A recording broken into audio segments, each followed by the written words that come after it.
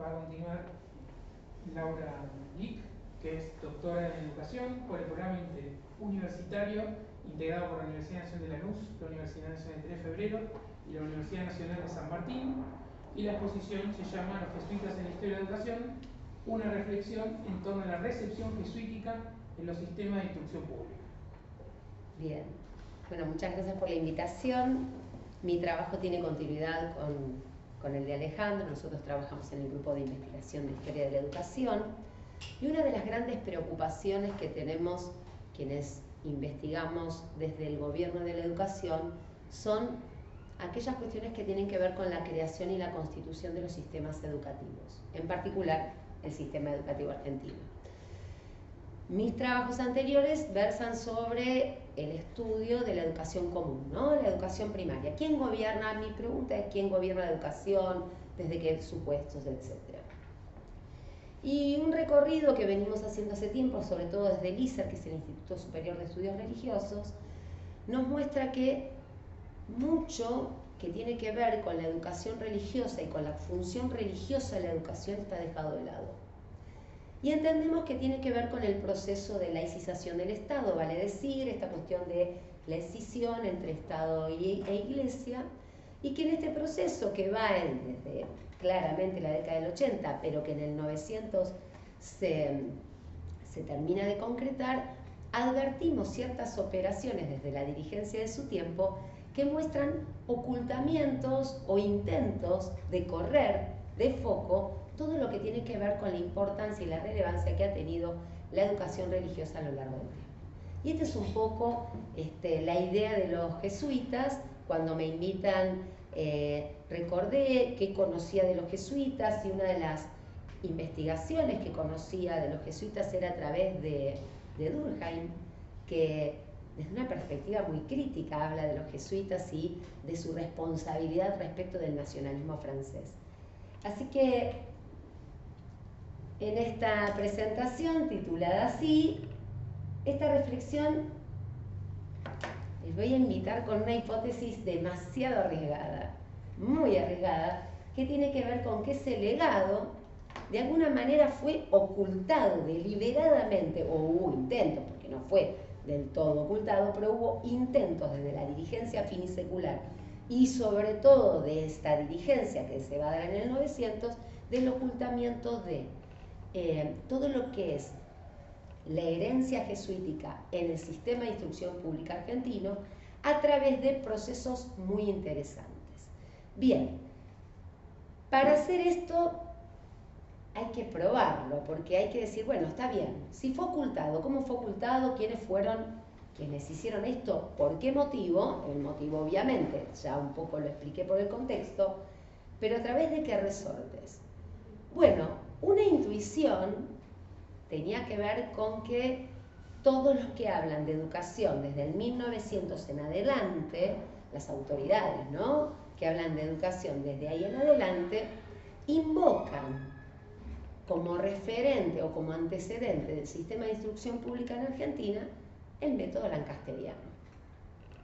Pero quienes conocemos y hemos estudiado un poco el método lancasteriano sabemos que no tiene nada de nuevo, que de hecho se basa en un trabajo de Bell en Inglaterra, pero además muchos, o les diría casi todos los elementos ya están en la Ratio Studiorum, motivo por el cual había que hacer el ejercicio de buscar en un instrumento particular, que es la revista del Monitor de la Educación Común, que es el órgano de la política pública educativa, así llamada hoy, como bien dijo Alejandro, otrora llamados programas educacionales del Consejo Nacional de Educación, sobre todo en el ciclo que más profundizo, que es el ciclo de José María Ramos Mejía, entre 1908 y 1912, 13, porque ya en el 13 prácticamente no estuvo, donde se establecen de alguna manera cuáles van a ser las tradiciones de lectura de la historia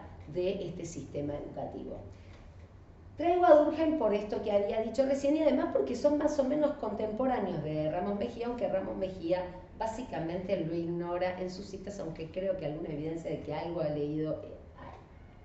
Bien, ¿quién viene a mí en ayuda para fortalecer esta hipótesis. No solo ya que estaba con Durkheim y antes de pasarlo, voy a leer una pequeña cita. Solo estudiando los métodos practicados por los jesuitas y comparándolos paralelamente con los que emplea la universidad, podremos comprender su extraordinario éxito escolar. Cierro cita Durkheim en el libro de Historia de la Educación. Y otra que completa: para apreciar su obra escolar, que está hablando de los jesuitas, tenemos que desembarazarnos de todas estas impresiones sentimentales.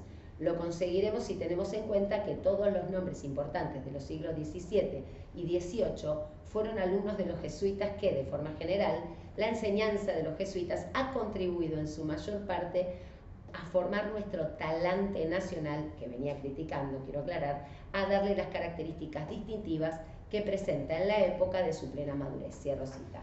O sea que fíjense que Durkheim ya hace un reconocimiento del ocultamiento de los jesuitas.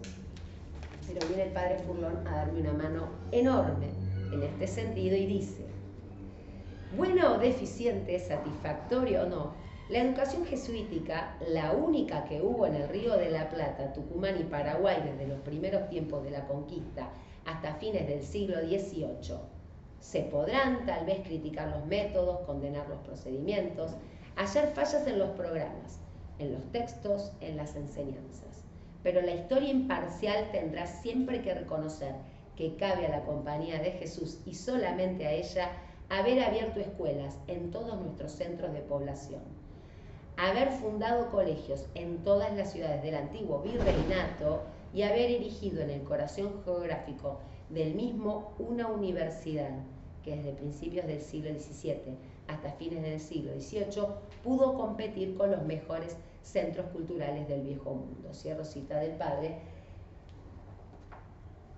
Dice más adelante: es por demás gracioso, él escribe como quiere y así a mí me encanta, el proceder ahistórico del señor, no le dice doctor,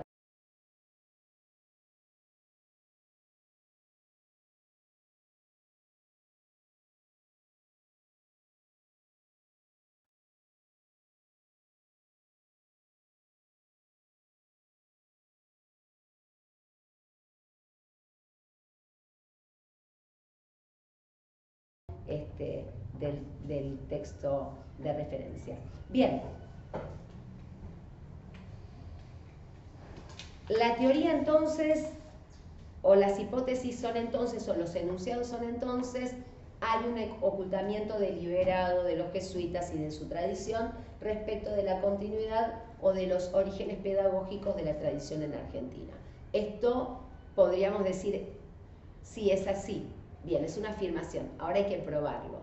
¿A través de qué mecanismos y qué resortes? Bien, una forma es, una y otra vez, volver a la ratio. Hay una profusa tarea de investigación respecto de la ratio. Hay un montón de investigaciones, pero ninguno de alguna manera la articula o se sistematiza y cita a la otra. Entonces esto también genera una dificultad en la construcción de los problemas de investigación. No tenemos tradiciones de estudio de la ratio. O sea, esto tendría que tener de alguna manera, esto sería otra tesis, ¿no? Que es algo a volver a mirar. Y dentro de estas formulaciones hipotéticas